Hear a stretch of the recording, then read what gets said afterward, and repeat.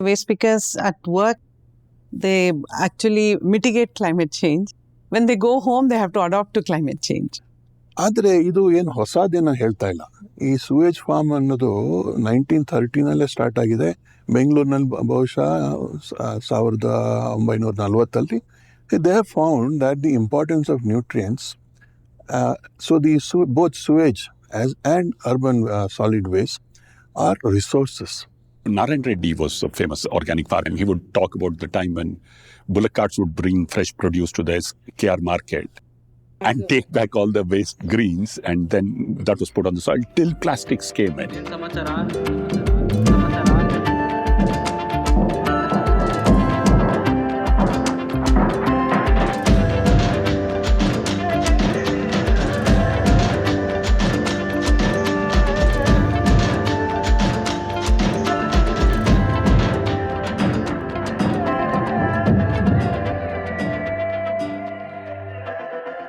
Today we'll be talking about waste. Any urban city in India or any consumer society generates what we call waste. The evidence is before us as we enter the city. We see it littering our roadside. We see construction debris. We see the smell of it when we drive behind trucks, and it's all over the city. Traffic jams and waste seem to define urban India at the moment, and Bengaluru is no exception. Much effort has gone into managing waste over decades. The city has seen citizen activists, NGOs, academia, and the government all putting their hands together to try and manage this particular item, which is waste, and try to convert it to a resource. So joining me today are two experienced people who spent years thinking about this and working on it. We have Professor Chanakya from Center for Sustainable Technology, part of the IISc, who's spent 4 decades on this particular issue. He has particular expertise on biomethanation, solid waste, water, you name it. He's worked a lot on it. We have Nalini Shekar from Hasiru Dala, which has been a key part of Bangalore's story on trying to manage waste well, and with social justice as its anchor. You're an Ashoka Fellow, Nalini, and you have received various recognitions, as has Professor Chanakya. So today, I hope to pick your brains on this particular issue based on your experience that you've had with dealing with waste, especially in Bengaluru, and try to unpack whether we are on the right path and whether in our lifetimes we'll see a solution to managing waste equitably with justice, but also in an environment-friendly fashion. So, Professor Chanakya, what do you think is the real reason that waste posits such a challenge to us in the city? Any activity we do generally generates some form of waste. I'm unhappy to use the word waste, but there is nothing equivalent that we can say. Because I understand that no Indian language has an equivalent word for waste, which meant that our civilization had never thought of waste, and we should discuss that in this perspective. We have been generating various forms of gaseous waste, liquid waste, and solid waste, all of which produce some form of greenhouse gases, and which exacerbate the climate change impact. And this is where we become important. And in our country, if you look at what is contributing most, it's the energy sector that's contributing to the largest greenhouse gas footprint, and consequently the climate change impact. It's what we expect will happen. The energy sector contributes something like 75%, the agriculture about 10-12%, another close to 10-12 is from the industry. The waste sector, waste and wastewater, is only 3%. And yet, it's an important thing, both from a perspective of how we look at it, how, horrible it looks on one side. And it also can offset a lot of energy issues, and I think that will be a part of our discussion. So, wastewater, when you see the sewage flowing in, it has turned black, and it becomes a olfactory horror. You smell rotten eggs, you are more or less certain you're generating methane. And then the GHG potential there is very high. Same thing with solid waste. when we pile it up, and we end up generating methane. And that's how you see all these waste dumps catching fire. Because methane along with phosphine is generated, and phosphine on exposure to air immediately catches fire, and the whole landfill pile starts catching fire. And this is where we are now concerned that these wastes are a source of greenhouse gas emissions. And consequently, when we start looking at it, we are also contributing to the climate change. What you see is the best way ahead for Bengaluru to be able to manage its waste, given that we are 14.5 million people and growing fast? I think Bangalore did a lot of experimentation from the 80s about how do we deal with waste. I'm proud to be a Bangalorean for that, because if you look at the Anselm Rosario's Sadashiv Nagar experiment, and I think Sanjay Nagar's Balasubramania experiment, they found very clearly that segregation is an important part. And historically, we segregated our waste into wet and dry. The wet waste automatically went to an animal which you have kept. So wet waste was never a concern till, say, about the 1980s or 1990s, because you and animal cohabited in various places. Dry waste automatically went off to various recycling issues.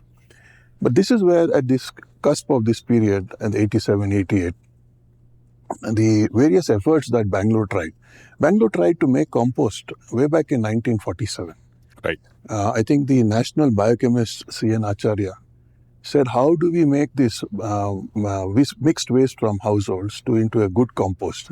So way back, we are realizing that waste from town, and also there is in 1920s a research paper from IISc which says how do we make these wastes into biogas, not for electricity but for lighting. Because right. Please remember, lighting was always from coal gas. Right. So we have such a long history of trying to say how do we make a good use of the waste and how do we deal with it, and segregation was an important thing. I will come to the technology part. When this issue was discussed at the national level, starting from our KSST conference in 1992-93, as well as the Supreme Court Committee, the Honorable Supreme Court Committee, you see that they are very clear that the wet waste and its nutrients should go back to soil. Right. Because in this part of the world, in these tropics, what is of concern is that how do we recycle nutrient and how do we recycle the organic matter, because both are required in soil. Whereas in a temperate zone, both are a problem. Correct. So here is where you make a great departure from what is known conventionally and say, look, this is important for us, so we will make a law in this fashion. And that is something unique that happens in 95 to 2000, and the solid waste management rules of 2000, M&H rules come into play. And this is where we say biomethanation and composting are the only two solutions for wet waste. And that comes from a very clear understanding that we have to put back these two. And although the word of circularity or circular economy was not used then, fashionable or used in that period, it's already built. It was understood. And I think from how it is worked backwards, Nalini would say, because she was also a part of that large experiment. I think she would talk about it. Go ahead then. Yeah, so I'd also like to bring the social dimensions, and obviously the informal workers who've been more or less taken the responsibility for managing waste in our city till the formal sector was neglecting for a long, long time. And the importance of integrating their livelihoods and the decent living condition for them in their job, but also in the places where they reside, has been one of the endeavors which Hasiru Dala has put in about. So Nalini, your take on how waste should be managed and how the informal workers can be included into this. So I think segregation is the key that we talked about, and we brought in the third bin only in Bangalore when we had a huge hue and cry about Mavallipura. There was a lot of this landfill. There were a lot of discussion about what needs to be done. Then I think there were only contractors. We were there, and Almitra Patel, she's always there in most of these conversations. We were there. And I said, with my experience in Pune, sanitary waste is a big, big hassle. So we said we should do it in 3 different ways. And then commissioner asked everybody, including the contractor, do you think this makes sense? Everybody said, yes, it makes sense for power karmikas, it makes sense for workers, we don't need to touch it. So we were the first city to introduce. Like Chanakya said, we were the first people to introduce wet waste. We were the first city to introduce a system of collecting, domestic hazard waste separately. Right.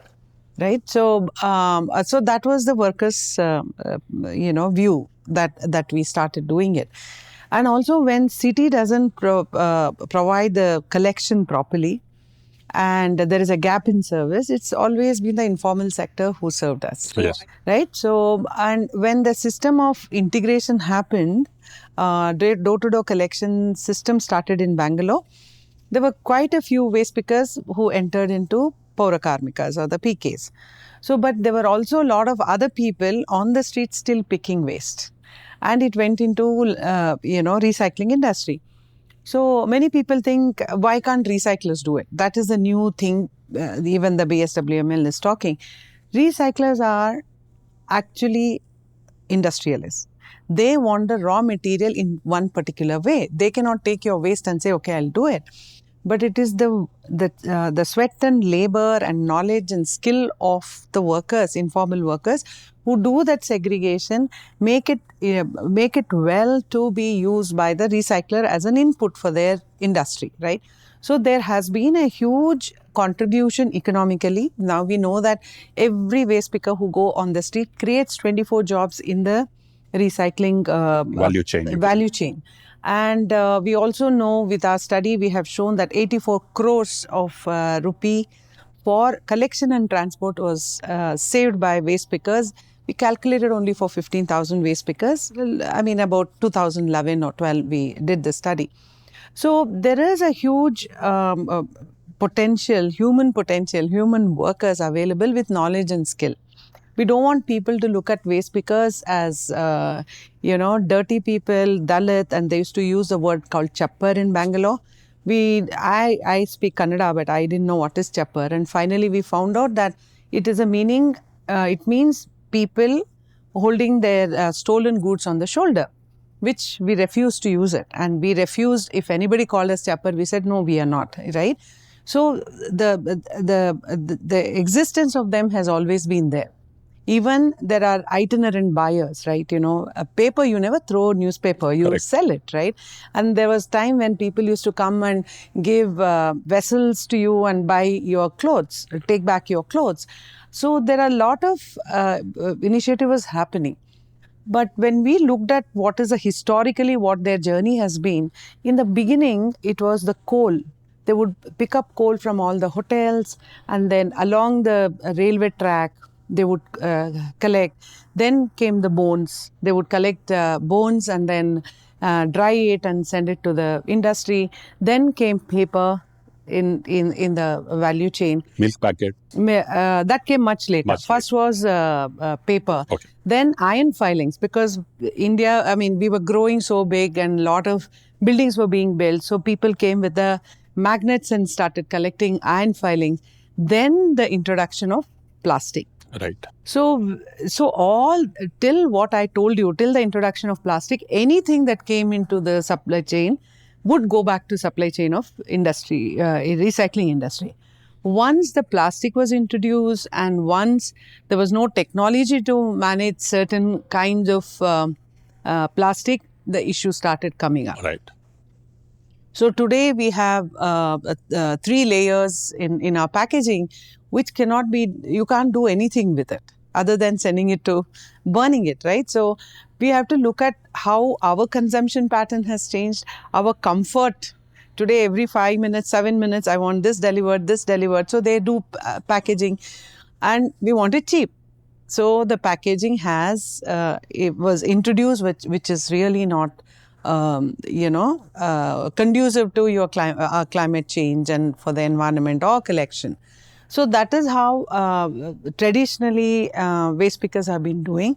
I would say the knowledge and skill that they have in sorting and grading and understanding the market is very good. So Yes. I think they are actually a strength for the solid waste management system than otherwise. Nimatra Ogana, Dr. Chanakya, you have written, at least I recall, one paper on the large nutrient flows that occur in the city. ನೀವು indoor method of composting ಬಗ್ಗೆ ಮಾತಾಡಿದ್ರಿ, Bangalore method of composting ಅಂದರೆ ಆಚಾರ್ಯ method of composting ಬಗ್ಗೆ ಮಾತಾಡಿದ್ರಿ. That was to recover nutrients, ಮತ್ತು ಅದನ್ನು ನಮ್ಮ ಜಮೀನಿಗೆ ಸೇರಿಸೋದು ಒಂದು ಮೆಥಡ್. ಅದು ಆ ದಿಕ್ಕಿನಲ್ಲಿ ನಾವು ಯೋಚನೆ ಮಾಡಿದಾಗ city as a net generator of nutrients, how do you see solid waste, especially biodegradable waste? How should it be best managed for it to reach back to the land? Solid waste ನಾನು ಮತ್ತೆ ನಮ್ಮ doctor Sharath Chandra was farmer liquid waste ಬಗ್ಗೆ ಮಾತಾಡಿದ್ವಿ. Liquid waste ಮತ್ತೆ ಬಗ್ಗೆ ಮಾತಾಡಿದ್ವಿ. ಆವಾಗ ನಾವೇನು ಕಂಡು ಬರ್ತು ಅಂದರೆ, ಸುಮಾರು ಪ್ರತಿ ದಿವಸ ಈ ದಿವಸಕ್ಕೆ ಈ ವರ್ಷಕ್ಕೆ ಅದು ಅವಾಗ ಮಾಡಿದ್ದು 2008ನೇ ಇಸ್ವಿನಲ್ಲಿ, ಇವಾಗಲೂ ಮತ್ತೆ ತಿರ್ಗಿ ಅದನ್ನ ಕ್ಯಾಲ್ಕುಲೇಟ್ ಮಾಡಿದ್ದೀವಿ. ಸುಮಾರು 150 to 200 ಟನ್ ನೈಟ್ರೋಜನ್, 200 ಟನ್ ಅಂದರೆ 500 ಟನ್ ಯೂರಿಯಾ, ಅಷ್ಟು ಪ್ರತಿ ದಿವಸ ನಾವು ಒಳಚರಂಡಿಯಿಂದ ಅಂದರೆ ಸುವೇಜ್ನಲ್ಲಿ ಕಳಿಸ್ತಾ ಇದ್ದೀವಿ. ಸುಮಾರು ಅಷ್ಟೇ ಮಾತ್ರದಲ್ಲಿ about the same quantity we are also sending out through solid waste. ಇವೆರಡು ನಾವು ಸೇರಿಸ್ಕೊಂಡ್ರೆ ಸುಮಾರು 10 ಲಕ್ಷ ಎಕರೆಗೆ ಎಷ್ಟು ಗೊಬ್ಬರ ಬೇಕು, ರಾಸಾಯನಿಕ ಗೊಬ್ಬರ ಬೇಕು, ಅದು ಸಾಕಾಗುತ್ತೆ. ಅಂದರೆ ಗೌರ್ಮೆಂಟ್ ಗೊಬ್ಬರ ಬದಲು ಈ ಗೊಬ್ಬರನ ಉಪಯೋಗಿಸ್ಬೋದು, ಬಳಸ್ಬೋದು. We can keep the land productive and nutritious. ನೀರು ಒಂದೇ ಅಲ್ಲ, ನೀರ್ ಜೊತೆ ಗೊಬ್ಬರನೂ ಅದು. ಆದರೆ ಇದು ಏನು ಹೊಸದೇನ ಹೇಳ್ತಾ ಇಲ್ಲ. ಈ ಸೂವೇಜ್ ಫಾರ್ಮ್ ಅನ್ನೋದು 1930 ಸ್ಟಾರ್ಟ್ ಆಗಿದೆ ಬೆಂಗಳೂರಿನಲ್ಲಿ. ಬಹುಶಃ 1940 it was already established. They have found that the importance of nutrients, so both sewage and urban solid waste are resources. They were never considered as waste. Correct.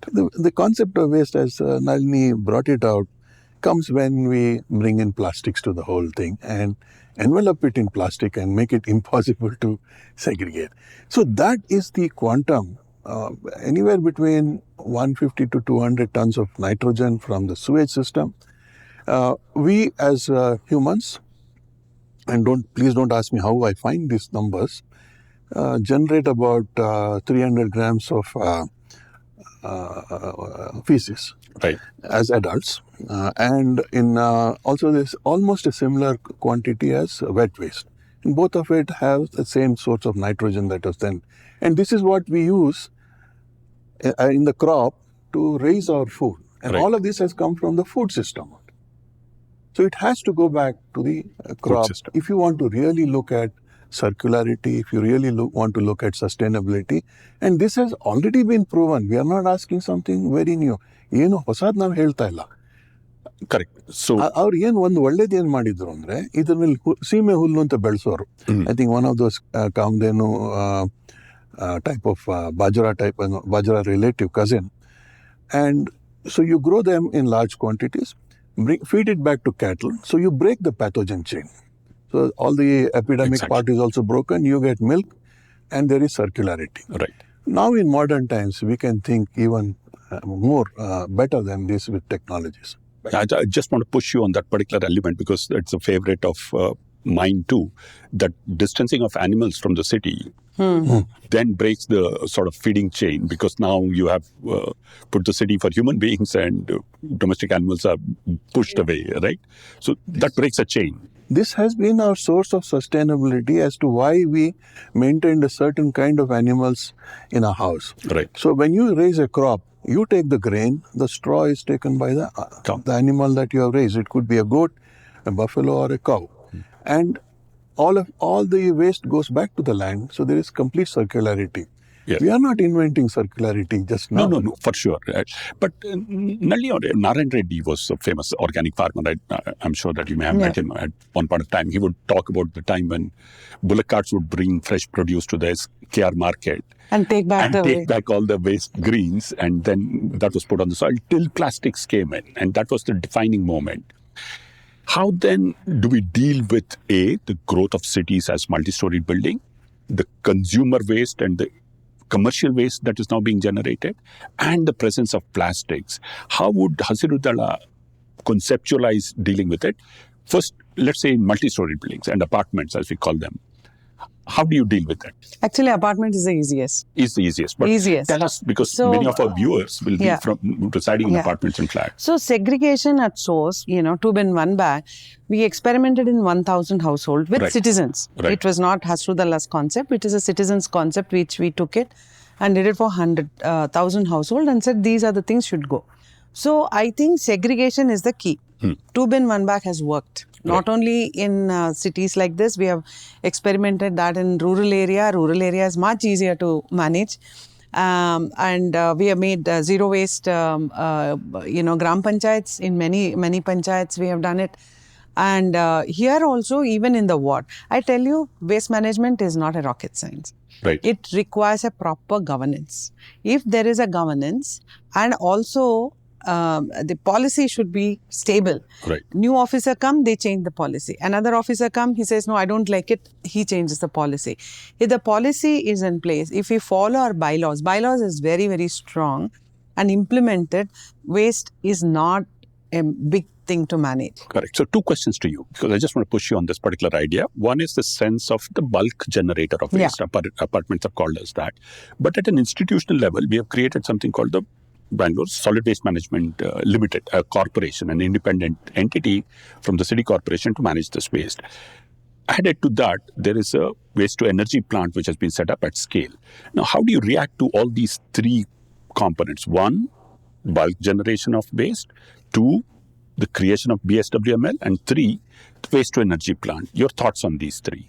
So when all these came together, bulk waste generator, we were the first one to do it in Bangalore, and now it's in the law, 2016 law, because almost 40 to 42% of the waste comes from the bulk waste generator. If that is not in the plate of the corporation, it's easier, right? So bulk waste generator was thought about it, and even, federal government thought it's a great idea, and they included in 2016 law. And BSWML was brought in to bring in professionals so that they are able to do it professionally, the work.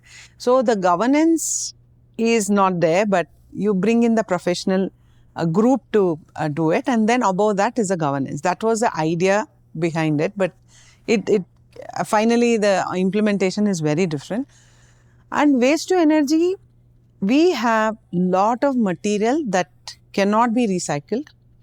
That can go into waste to energy. Today in dry waste collection center, 60% of the waste that comes, like different forms of plastic and rubber, these are the things that cannot go into recycling industry. That can go to waste to energy. It will complement. But the thing is, segregation has to be very good. Correct. Right?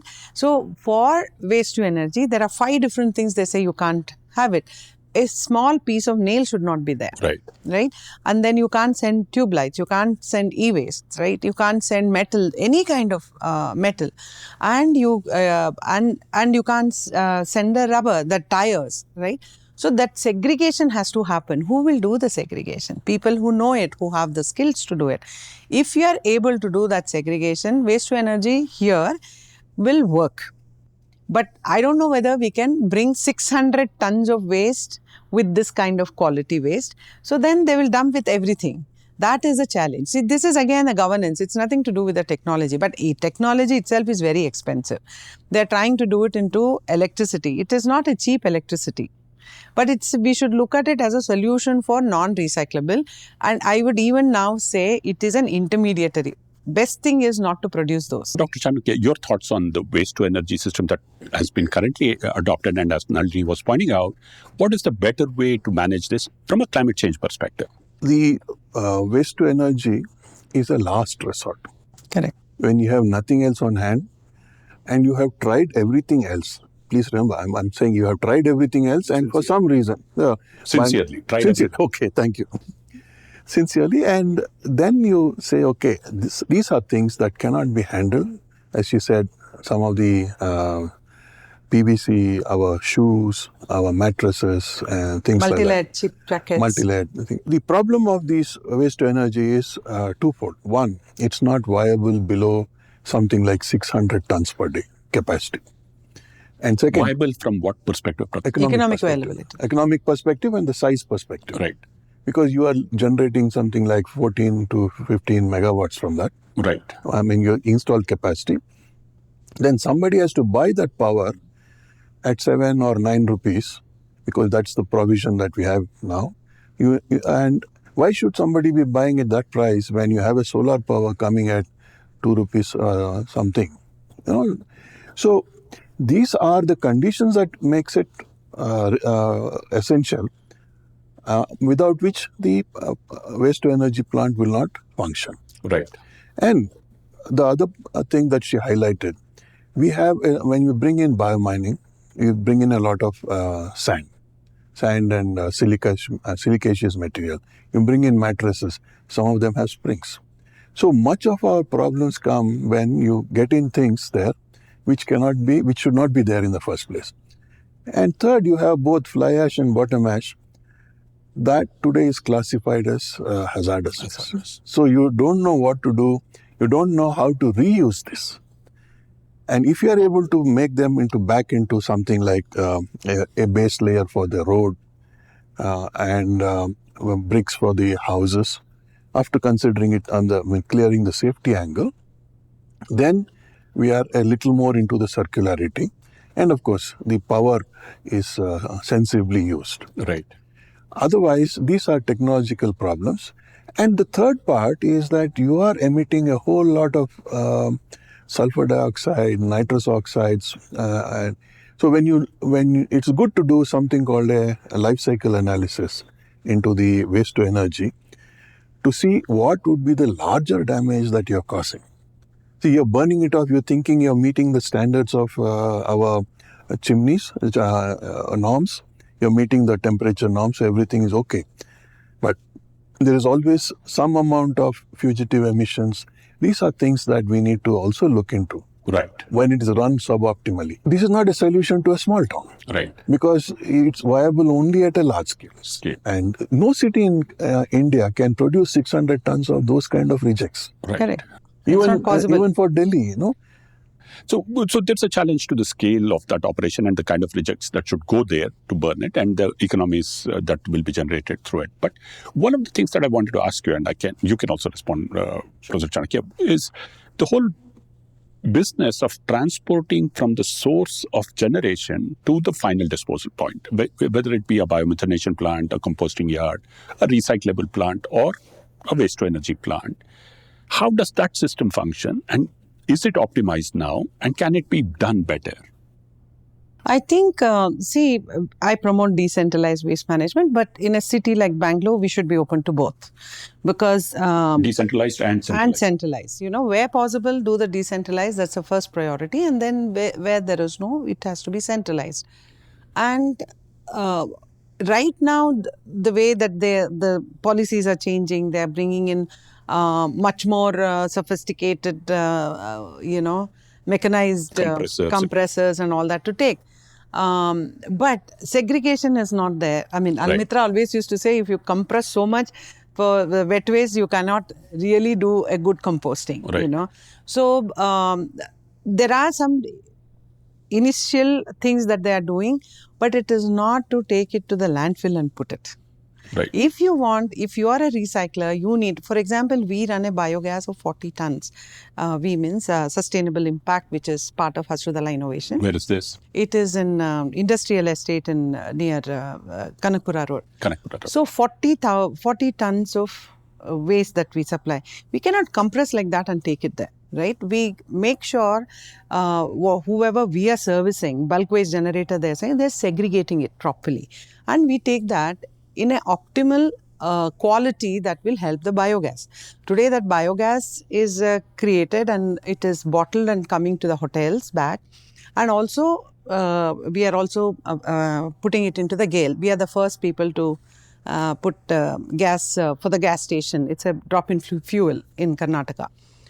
And also the farmers are queuing up for that slurry in certain seasons only for conditioning. So it's a complete circularity that you can see it.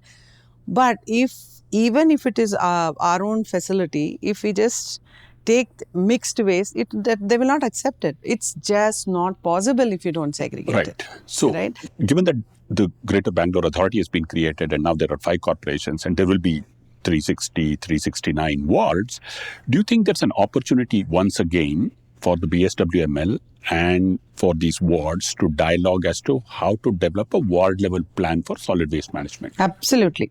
Is that one of the things that wards should be doing? We should be doing, and also Greater Bangalore, now the whole thing has started, and they've given an amazing importance to ward committees. Right. So some part of the ward committees, people are nominated by the elected representative, while there are other part of like 7 people will be drop lots and get it.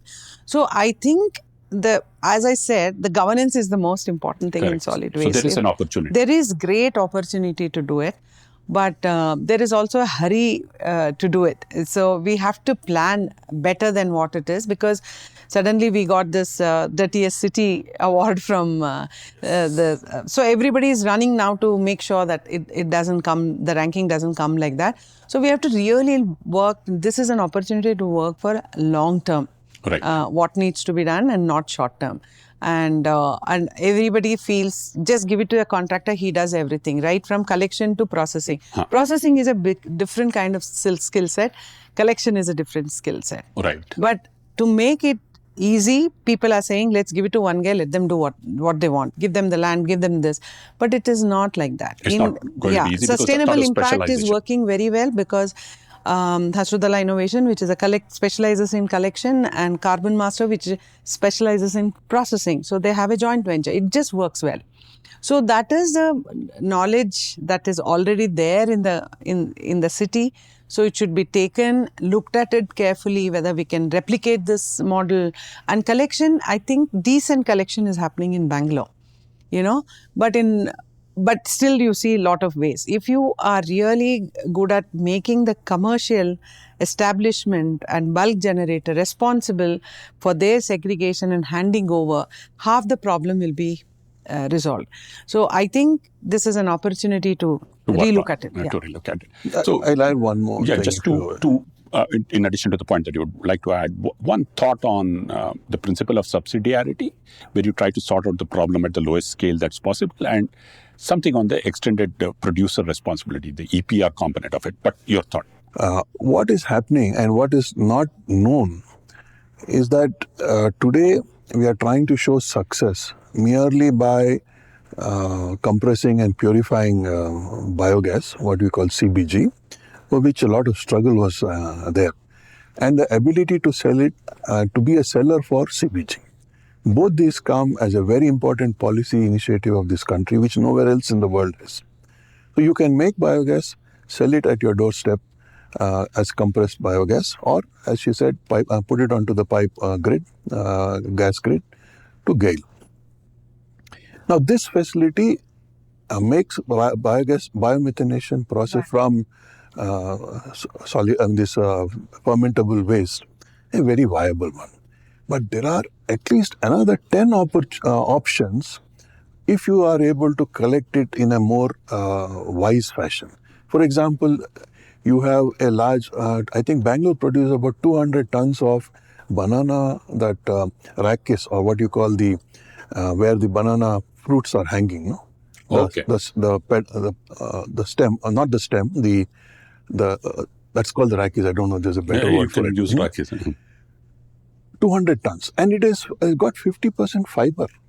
So if you just ferment away the cementing material and get the fiber out, you have close to 40-50 tons of fiber, and this can become a new product. So all you need to do is wherever these fruit markets are, you get these rakis. And same thing happens with the banana stem, banana leaves also. And you can, once you make these fermented, now you can sell the solid digestate as fermented organic manure, which has got, if it meets a certain very minimum quantity, it's a saleable commodity. And same thing with the liquid fermented organic manure. So now you have 3 products, and actually you can make it to some 10 or 15 such products. So the commercial viability is very large. You just need to find how do we open markets, how do you create markets. You can grow mushrooms from the digested material. The paddy straw mushroom grows very nicely with it. In fact, the yield goes up 3 or 4 times. The wormy, you can use it as a pest repellent. And the compost leachate that comes, IIHR has done a great experiment. You can use it on fruit trees because you're getting all your waste from the kitchen almost directly. Right. There is very little contamination from anything poisonous, like neither as heavy metals or pesticides or those things. So there's very little residue in these, and they are pretty safe to be reused online. So that's a world of opportunity for niche startups or people who are interested in exploring the resource recovery point, right? So when she talks about decentralized, it is not, now the scale is compressed because you have multiple products. Yeah. Earlier, when I depended only on gas as a sale, then there is a cutoff limit, 40 Right. tons, 50 tons per day.